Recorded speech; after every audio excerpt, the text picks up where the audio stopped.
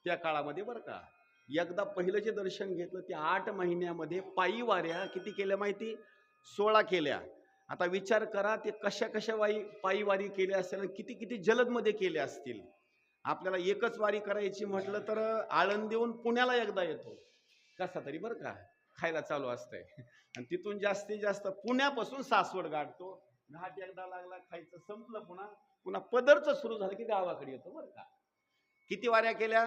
16 असणाऱ्या वाऱ्या केल्या. 16 वाऱ्या केल्याच्या नंतर वयोवृद्ध झाले. वयोवृद्ध झाल्याच्या नंतर त्यांना ध्यास लागला तो पंढरीश परमात्म्याचा. देवा, आता मला तुझ्या सारखं भेटीला यायचंय, दर्शनाला यायचंय, पण काय करावं? हे कंबर आहे का नाही, हे पाय आहेत, हे मात्र आता साथ देत नाहीत. कधी कीर्तनकारांना काय करायचं माहिती?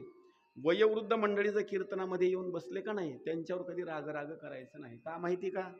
त्यांचं शरीर जे असतं का नाही, ते शरीर मात्र साथ देत नाही. आता तुम्ही 2-2 तासापर्यंत कीर्तनला उभा आहेत, एक दिवस असा येईल 15 मिनिटांमध्ये तुम्हाला चक्कर येणार, तुम्हाला खालीच बसावं लागेल. कशा करता माहिती? ते शरीराची भूमिका आहे बरं का. वयोवृद्ध माणसानं कीर्तनामध्ये पाय लांबून बसवा, त्याची काही अडचणी गोष्ट नाही. का? शरीर साथ देत नाही ना.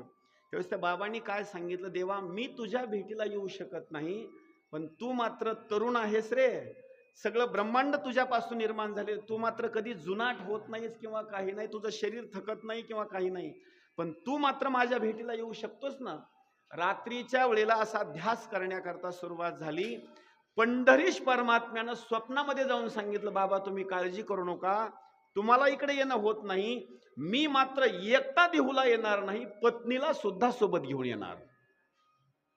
आणि देहूच्या जी मूर्ती आहेत का नाही मंदिरामधल्या, या मूर्ती कुणी घडवलेल्या नाहीत बरं का. शब्द लक्षात आहे का? जसा पंढरपूरच्या भगवंताच्या मूर्ती कुणी घडवलेल्या नाहीत, तशा देहूच्या ज्या मूर्ती आहेत का नाही, कुणी घडवलेल्या नाहीत. या सुद्धा मूर्ती स्वयंभू आहेत. आणि विश्वंभर बाबाच्या शेतामध्ये ते मूर्ती असणाऱ्या सापडलेल्या मूर्ती आहेत. शेतामध्ये कशा सापडल्या ते आहे का? रात्रीच्या वेळेला स्वप्न पडलं आणि स्वप्नामध्ये देवाने येऊन सांगितलं, सकाळी उठल्याच्या नंतर दिंडी घ्या, शेतामध्ये जा, जिथं तुळस, बुक्का, अष्टगंध तुम्हाला दिसेल तिथं खोदण्याकरता सुरुवात करा. 5 फुटाच्या अंतरावर तुम्हाला माझ्या स्वयंभू मूर्त्या सापडतील. सकाळी उठल्याच्या नंतर लोकांना खोटं वाटू लागलं, पण दिंडी घेऊन तिथं गेले, खोदण्याकरता सुरुवात केली. 5 फुटावर त्या मूर्ती सापडल्या. आज जर देहूमध्ये जर ती मंदिरामध्ये मूर्ती जर असतील ना, तर विश्वंभर बाबाला सापडलेल्या त्या मूर्ती आहेत. विठाला विठाला.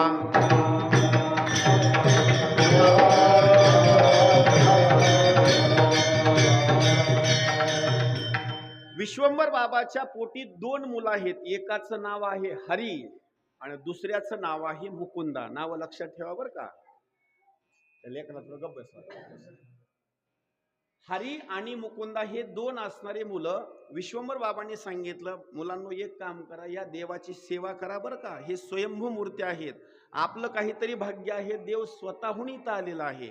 त्या मुलांनी काय केलं माहिती?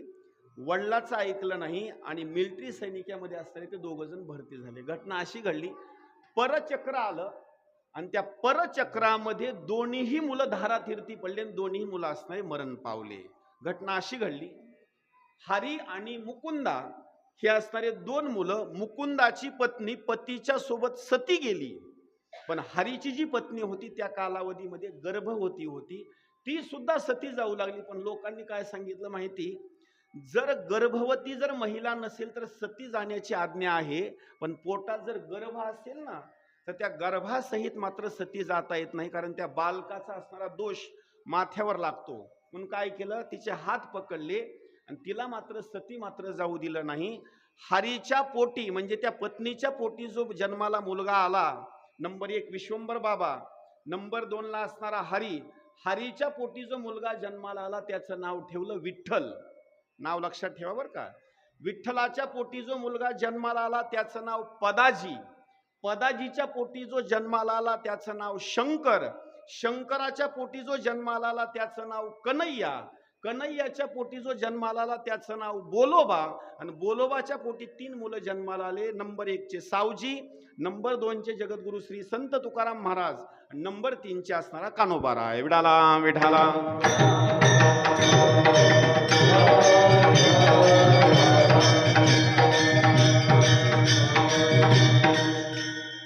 आहे लहानाचे मोठे होत असताना वयाच्या 11व्या वर्षी त्यांचं असणारं लग्न झालं. लोहगावची असणारी त्यांची पहिली असणारी सासरवाडी, त्या पत्नीचं नाव आहे सखुमाबाई.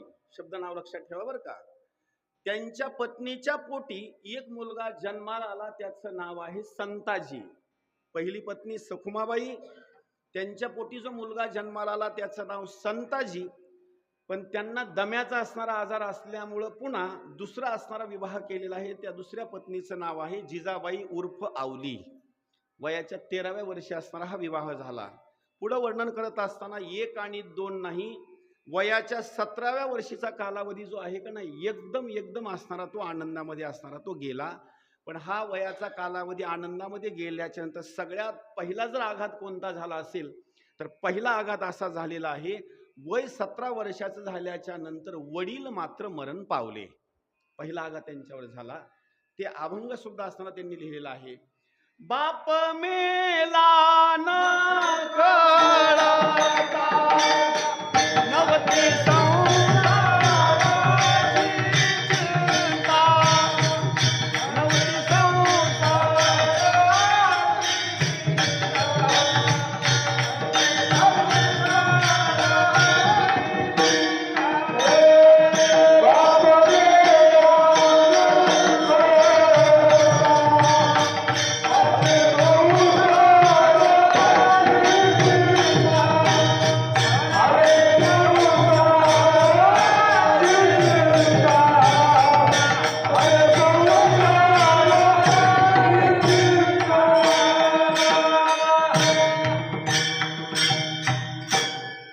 वयाच्या 18व्या वर्षी दुसरा एक आघात झाला, तो ऐका.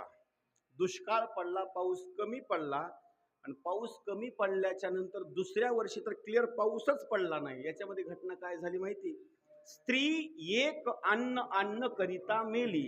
दुसरा आघात असा झाला, बाईल मेली मुक्त झाली, देवे माया सोडविली. नंबर 2 ला दुसरा आघात झाला, पत्नी मरण पावली. पहिल्या 1 क्रमांकाची बरं का, सखुमाबाई ही पत्नी मरण पावली. त्याच दुष्काळामध्ये मुलगा सुद्धा मरण पावला. तरी तुकोबारायची भाषा आहे, पोर मेले बरे झाले, देवे माये विरहित केले.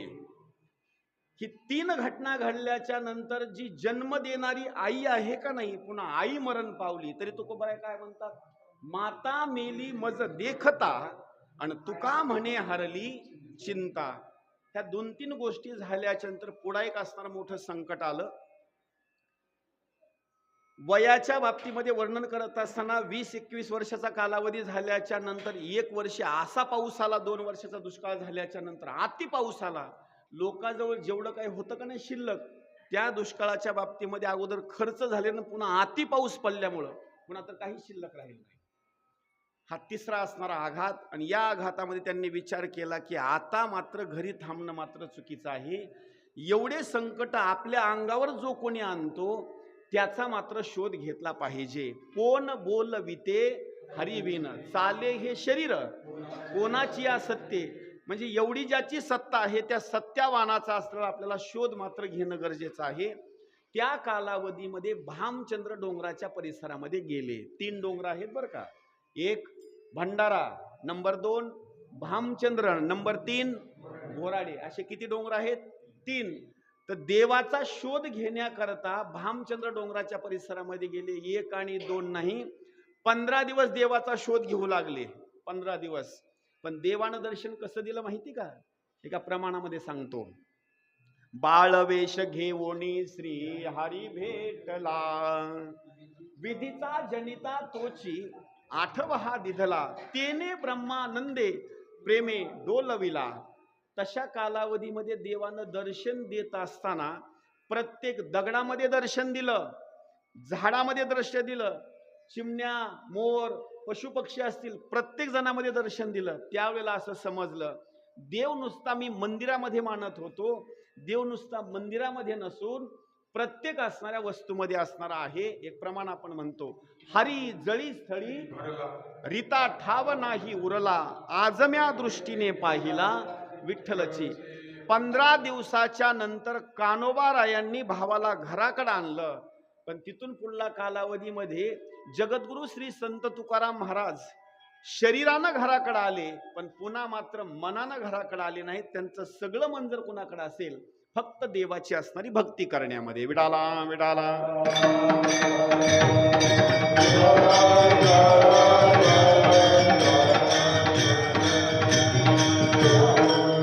आणि देवाच्या भक्तीला लागल्याच्या नंतर असा शिष्य एखाद्या गुरुला मिळावा म्हणून यांनी गुरुकडे गेले नाहीत बरं का.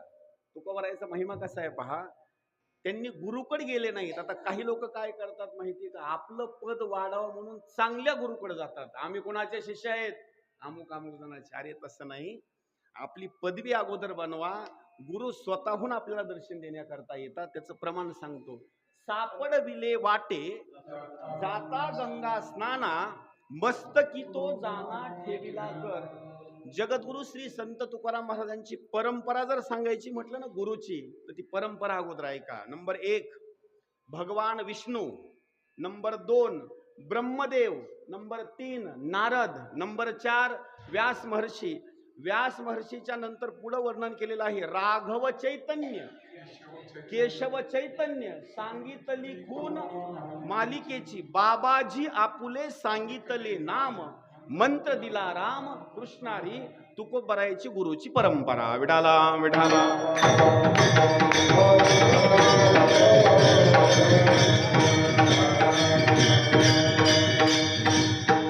सुरुवातीला भजनाला लागल्याच्या नंतर टाळ घेऊन उभा राहायचे. आणि टाळ घेऊन उभा राहिल्याच्या नंतर कीर्तन त्यांचे कुठून सुरुवात झाले माहिती. दुसऱ्या महाराजांचे कीर्तन असायचे आणि ह्यांनी टाळ घेऊन उभा राहायचं. सगळ्यात अगोदर ध्रुवपद म्हणण्याची चाल ह्यांच्याकडे यायची. ध्रुवपदाची चाल कोणाकडे असते माहिती का. आता कीर्तन संपलेलं असतं, चाल जरी फिसकली का नाही फिसकू द्या. आणि ती ध्रुवपद कुठे देतात माहिती का, सगळ्यात शेवटला ध्रुवपद असतं बरं का, सगळ्यात शेवटला. आणि ते सुद्धा कसं करतात, नवीन भजनाला पुढे देत नाहीत, त्याला माग देतात. हा, तुकोबरायला सगळ्यात शेवटी चाल द्यायची ती ध्रुवपदाची, ती सुद्धा पुढे द्यायची नाही तर माग द्यायची. आरंभी कीर्तन करीतो एकादशी. अगोदर ध्रुव माग म्हणण्याकरता दिलं, कालांतरानं पुन्हा पुढे चाल म्हणण्याकरता दिली ध्रुवपदाची. पुढं पुढं कालावधी असा आला, पहिल्या कीर्तनामधली पहिली चाल. पुन्हा लोकांनी सांगितलं महाराज किती सुंदर चाल म्हणता हो, आता तुम्ही कंबरच बांधायला सुरू करा. लोकांनी म्हणावं तुम्ही कंबर बांधा, स्वतःहून मी म्हणून की मी कंबर बांधतो आता. तुकोबरायांना दुसऱ्यांनी सांगितलं तुम्ही आता कंबर बांधा बरं का महाराज, तुम्ही किती छान बोलता हो. तुकोबरायांनी कीर्तन करण्याकरता सुरुवात केली. पण तुकोबरायाची कीर्तन सुरू झाल्याच्या नंतर सगळ्या कीर्तनकारावर पुन्हा पाणी फिरलं बरं का. पुन्हा मात्र सगळी पब्लिक जर कोणाकडे येत असेल तर सगळं कीर्तन ऐकायला तुकोबरायाच्या बाबतीमध्ये कीर्तन द्यायचे. मनबाजी बुवानी सुद्धा मारहाण असणारी केली तरी सुद्धा त्यांच्या घरी जाऊन बोलण्याकरता सुरुवात केली. तुम्ही मला मारल्यामुळे तुमचे हात दुखत असतील, किती त्यांचा महिमा हे विचार करा. विडाला विडाला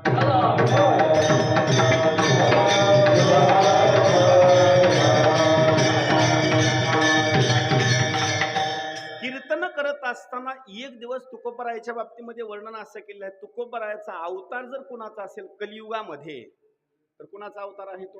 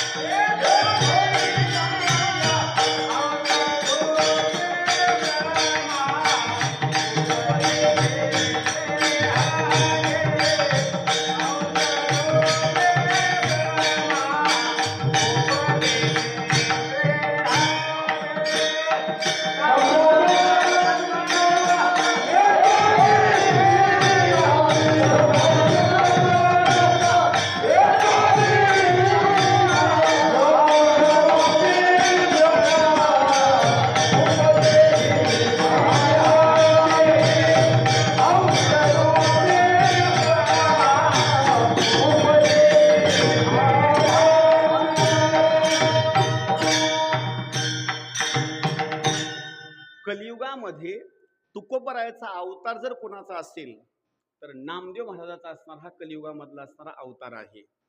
आणि वाल्मिक ऋषीनं 1 आणि 2 स्वरूपामध्ये रामायण लिहिलं नाही, शतकोटी रामायण. नामदेव महाराजांनी तीच प्रतिज्ञा केली होती, मी सुद्धा अभंग किती लिहील, शतकोटीच लिहील. पण पंढरीश परमात्म्याने सांगितलं कलियुगात आयुष्य कमी आहे. शेवटी 94,08,00,000 अभंग नामदेव महाराजांनी लिहिले. पण राहिलेले उरलेले अभंग परत नामदेव महाराजाला अवतार घ्यायला लावला आणि सांगितलं उरले ते शेवटी लावी तुका. म्हणून तुकोबरायाचा हा अवतार आहे. आणि तुकोबरायांनी अभंग लिहिण्याकरता सुरुवात असताना स्वतःहून लिहिले नाहीत बरं का. आता काही जण काय करतात माहिती का, आपलेच पुस्तकं छापतात. आता मी कीर्तनला फिरतो का नाही, महाराज एवढं तुमच्याजवळ राहू द्या. मी म्हणलं मला आळंदीला भरपूर ग्रंथ आहेत, एवढं राहू द्या आमचं, हे आम्ही तयार केलं. अरे आपली गरज नाही तयार करायची, पहिलंच भांडवल एवढं आहे की वाचणं होत नाही, एवढं भांडवल आहे बरं का. तुकोबरायांनी स्वतःहून अभंग लिहिले नाहीत, अगोदर नामदेव महाराजांनी येऊन स्वप्नामध्ये सांगितलं, देवानं सुद्धा असणार सुरुवातीला सांगितलं, नामदेवे स्वप्ना माझी जागे सबे पांडुरंग येऊन या, सांगितले काम करावे कवित्व वावुगे निमित्त बोलू नये. तुम्ही काय करा, कवित्व करण्याकरता सुरुवात करा. ज्या वेळेला कवित्व केलं आणि गावातल्या मंडळीला ही गोष्ट कळाली, गावातल्या मंडळीचं तुकोबराय कुणाचंच ऐकत नव्हते. शेवटी केस कुणीकडे गेलं माहिती, वाघोलीचे असणारे रामेश्वर शास्त्री त्यांच्याकडे असणारी गोष्ट गेली, सांगितलं शास्त्रीजी तुकोबराय ऐकत नाहीत आमचं, तुम्ही तर येऊन एकदा सांगा. तुकोबराय तिथं अभंग लिहित असताना रामेश्वर शास्त्रीयांनी त्यांनी सांगितलं एवढं लिहिलं का नाही, एवढं लिहिलेलं काय करा तुम्ही, इंद्रायणीमध्ये बुडवून टाका. शास्त्रीजीनं सांगितल्याची तेवढा गाथा वह्याचा असणारा काय केला, त्या नदीमध्ये बुडवला. ज्या वेळेला नदीमध्ये गाथा बुडवला 1 आणि 2 दिवसापर्यंत नाही, 13 दिवसापर्यंत त्या काठावर असणारे बसले. निंदकांनी काय बोलण्याकरता सुरुवात केलं माहिती, अगोदर लोकाचे बैनामे होते तुमच्याकडे घाण, अगोदर ती बुडवले आणि आता लिहिलेले अभंग बुडवले, आता बसा टाळ्या वाजवीत. आता लोक दोन्ही कोणी करतात बरं का, जेवणा संसार बस लोकांनी बोलण्याकरता सुरुवात केलं. पण तुकोबरांनी काय केलं माहिती, 1 आणि 2 दिवसापर्यंत नाही, ती 13 दिवसापर्यंत धरणं त्या काठावर मांडलं. आणि 13 दिवस वह्या रक्षुनी उदकी कोरड्याची काढुनी दाखविल्या शेखी, अपार कविता शक्ती मिरवुनी यहलोकी. त्या वह्या अशा वर आल्या, इंद्रायणी मातेनं असा गाथा वर हातामध्ये घेतला आणि तुकोबरायला इंद्रायणी माता म्हणते, महाराज तुमचा अनमोल असणारा ठेवा मी तुम्हाला परत देत आहे. लक्ष करा बरं का, जळी दगडा सहित वह्या तारी येल्या जैशा लाह्या, वह्या वर येऊनी म्हणून त्याच्या सोबत काय बांधलं होतं, लक्ष करा बरं का, त्याच्या सोबत दगड बांधले होते. पण वह्या अशा होत्या, अरे जरी आम्हाला बुडवण्याकरता जरी हे आले असले तर यांना तळाला ठेवून जमणार नाही. त्या दगडाने सुद्धा काय केलं माहिती, तारी येल्या जैशा लाह्या, त्या दगडाला म्हणजे तुम्ही बी आमच्या सोबत वर चला. असं आपण करताल का कुणाला. त्या गाथ्या सहित असणार इंद्रायणी मातेनं असा गाथा वर आणला आणि तुकोबरायाच्या हातामध्ये असणारी गाथा देत असताना तुकोबरायांनी त्या इंद्रायणी मातेला एक प्रश्न विचारला, तिकडे जा तिकडे जा, एक प्रश्न विचारण्याकरता सुरुवात केली. इंद्रायणी माता, तुला गाथा जर मला परत आणून द्यायचा होता, गाथा जर मला परत आणून द्यायचा होता तर बुडवून आज 13 दिवस झाले, मग पहिल्याच दिवशी आणून द्यायचा ना परत. त्या इंद्रायणी मातेने एक हसत हसत उत्तर दिलं, महाराज गाथा तुम्ही लिहिला, पण सगळ्यात अगोदर जर पारायण करण्याकरता जर कुणाला दिला असेल तर सगळ्यात अगोदर पारायण करण्याकरता कुणाला दिला, इंद्रायणी मातेला. आणि इंद्रायणी माता म्हणते, मी जर एका दिवसात तुम्हाला परत दिला असता तर माझं पारायण झालं नसतं. लक्ष करा बरं का, ज्ञानेश्वरीच्या 9,000 ओव्या आहेत. त्या ज्ञानेश्वरीचं पारायण करायचं म्हटलं तर पारायण करणाऱ्या मंडळीला 5 तास दररोजचं बसावं लागतं, त्यावेळेला 7 दिवसामध्ये पारायण होतं. शब्द ऐका बरं का, तुकोबरायाच्या गाथ्याचे अभंग 4092 आहेत. कोणता अभंग 4 चरणाचा आहे, कोणता अभंग 5 चरणाचा आहे, कोणता 7 चरणाचा आहे, कोणता 8 चरणाचा आहे, कोणता 12 चरणाचा आहे. याचा सगळा जर हिशोब लावायचा म्हटलं तर कमीत कमी 4 चरणाचा अभंग धरा तुम्ही. 16,000 ओव्याच्या पुढे असणारा खेळ जातो बरं का. मग हे पारायण जर करायचं म्हटलं, ज्याला पारायण करायचं कमीत कमी शांत स्वरूपामध्ये, त्यानं दिवसामध्ये 12 तास जर गाथा वाचला तर त्याचं 7 दिवसामध्ये पारायण होतं शांत स्वरूपामध्ये. काही काही पारायण करणारे पण असे आहेत बरं का, भूत जर घेतलेलं असलं का नाही, एकदाच अध्याय पालता टाकून देते, झालं पारायण. आता मी म्हणतो एका तासात कसं काय एवढं पारायण होईल, काय नाही. शांत स्वरूपामध्ये जर पारायण जर केलं तर 12 तास पारायणला बसावं लागतं. ती इंद्रायणी माता म्हणते, तुमच्या गाथ्याचं पारायण करण्याकरता मला 7 दिवसामध्ये पारायण नाही झालं, मला सुद्धा 13 दिवस लागले. जर इंद्रायणी मातेला जर 13 दिवस लागत असेल पारायण करण्याकरता, तर आपल्याला किती दिवस लागतील? विठाला विठाला.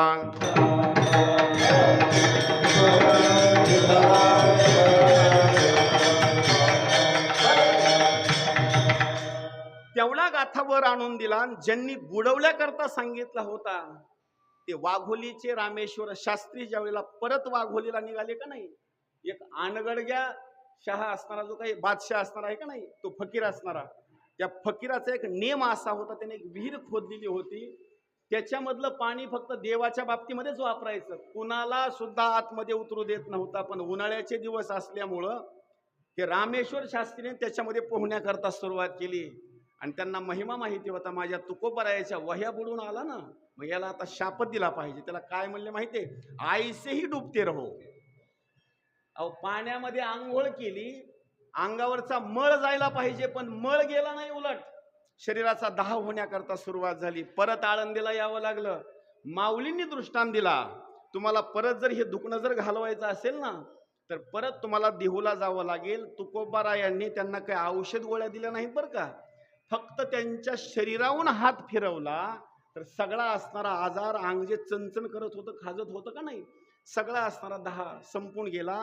एवढा माझ्या तुकोबारायाचा असणारा महिमा. विठाला विठाला.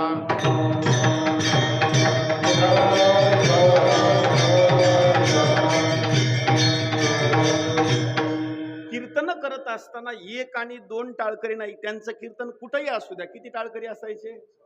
14. आपले मोजा आता. 5, 6, 7, 8, 9, 10, 11, 12, 13 आणि 14. मोजा तुम्ही. 14च आहेत बरं का आपले सुद्धा. आपले सुद्धा टाळकरी 14च आहेत. नाही, ती बसले ते मापात धरायचे, ते मापात नाही. आता टाळकरी किती आहेत आपले? 14च आहेत ना. हा, बरोबर आपला हिशोब आहे. 14ला 14च टाळकरी आहेत. हा हा, ती महाराज आहेत ना, ठीक आहे. आता पहा, सुंदर स्वरूपामध्ये असं एक वर्णन केलेलं आहे. ज्या वेळेला हे टाळकरी असायचे ना, कुठं जरी कीर्तनाला गेले का नाही, कुठं जरी कीर्तनाला गेले, तर हे 14 मंडळी असणारे ते सोबत असायचे. याच्यामध्ये मग असणारे सदुमरेचे असणारे महाराज, गंगाजी मोवाळ, असे वेगवेगळे असणारे शिवबा कासार, असे काही त्यांचे टाळकरी सांगितलेले आहेत. पण हे कीर्तन करत असताना त्यांच्या कीर्तनामध्ये एक विघ्न आलं नाही बरं का, असंख्य विघ्न आले. एका महिलेनं कीर्तनामध्ये असणारं मूल आणून असणारं टाकलं, सांगितलं, महाराज खरे जर भक्त असताल तर एवढा असणारा मुलगा असणारा जिवंत करा. केलं का नाही? कीर्तनामध्ये असणारं ते मूल सुद्धा जिवंत केलं. एवढंच नाही, खरे जर तुम्ही तुकोबाराय असताल तर एका महिलेनं काय केलं माहिती का, उफळतं पाणी घेतलं आणि त्यांच्या अंगावर ओतलं. त्यावेळेला काय केलं माहिती? जळे माझी काया लागला ओनवा, धावरे केशवा माय बापा. आणि छत्रपती शिवरायांचं कीर्तनामध्ये त्यांनी संरक्षण केलं. ज्यावेळेला सगळे असणारे सैनिक आले का नाही, त्यावेळेला विठ्ठलाचा धावा केल्याच्या नंतर पंढरीश परमात्म्यानं कीर्तनकारासहित, म्हणजे तुकोबाराय होते ना, तुकोबाराय गादीवर उभा आहेत आणि सगळे मंडळी भजनीसहित ऐकणारे मंडळी सगळे छत्रपती शिवराय बनवले. तेवढ्या कीर्तनामधून पंढरीश परमात्मा शिवाजी महाराजांचं रूप घेतलं आणि तिथून पळण्याकरता सुरुवात केली. म्हणजे कीर्तनामध्ये सुद्धा जगद्गुरु श्री संत तुकाराम महाराजांच्या कीर्तनामध्ये सुद्धा छत्रपती शिवरायांचं सुद्धा असणारं संरक्षण केलं. त्यांचा महिमा तुम्ही किती जरी सांगायचं म्हटलं का नाही, किती तुम्ही महिमा सांगा, गावही सुनही सदा मम लीला, मुनी सुनु साधुन के गुण जेते, कही न सकही सारद श्रुती तेते. श्रुतीला सुद्धा त्यांचं वर्णन होत नाही आणि सरस्वतीला सुद्धा त्यांचं वर्णन होत नाही. एवढा असणारा तुकोबारायचा असणारा महिमा आहे. आणि बीजच्या अगोदर दशमीच्या दिवशी, लक्ष करा बरं का, 8 दिवसांना अगोदर संपूर्ण पृथ्वी तलाचं कार्य झाल्याच्या नंतर देव त्यांच्या घरी अगोदर दशमीच्या दिवशी आला होता. महाराज कधी जायचंय आपल्याला इथून नेमकं, तर त्या दशमीच्या दिवशी देव आल्याच्या नंतर तुकोबरांनी एका प्रमाणामध्ये लिहिलेलं आहे, पाहुणे घरासी काय करू उपचार कोप मोडकी जरजर. आणि जेवण्याकरता काय केलं, अहो त्या कन्या केल्या. आणि कन्या जेवण्याकरता केल्याच्या नंतर त्या कन्या म्हणजे साधारण नव्हत्या बरं का, अशा पात्रावर असणाऱ्या त्या कन्या टाकल्याच्या नंतर त्या कन्या सारख्या अशा पळू लागल्या. देवानं जेवण करण्याकरता काय केलं माहिती, आपल्या हजारो असणारे हात केले, हजारो हात कन्याला असे लावले आणि मुख्य 2 हातानं देवानं जेवण्याकरता सुरुवात केलं. तुकोबाराईच्या घराच्या कन्या देवानं किती वर्षाच्या नंतर खाल्ल्या माहिती, विदुर काकाच्या घरी ज्या कन्या खाल्ल्या त्याच्यानंतर 5000 वर्षाच्या नंतर तुकोबाराईच्या घरी खाण्याकरता कन्या मिळाल्या. आता सुद्धा लोक म्हणतात अमुक ठिकाणी असा एकदा रस खाल्ला होता बरं का, त्याच्यानंतर आताच खायला भेटला. तुकोबारायांनी सुद्धा त्यांच्या घरी ज्या कन्या केल्या होत्या देवानी 5000 वर्षाच्या नंतर असताना त्या कन्या खाल्ल्या. आणि फाल्गुन वद्य द्वितीयाच्या दिवशी असणारा हा संपूर्ण असणारा भाग त्यांचा ठरला. आणि ठरल्याच्या नंतर जात असताना तुकोबारायांनी सगळ्या मंडळीला विनंती केलेली आहे, आम्ही जातो तुम्ही कृपा असू द्यावी आणि सकळा सांगावी विनंती माझी. मी आता जात आहे, सगळ्याला माझी असणारी विनंती आहे का, तर वाड वेळ झाला उभा पांडुरंग आणि वैकुंठा श्रीरंग बोलवितो. मला मात्र देव वैकुंठाला असणारा बोलवत आहे. आणि शेवटच्या चरणामध्ये बोलत असताना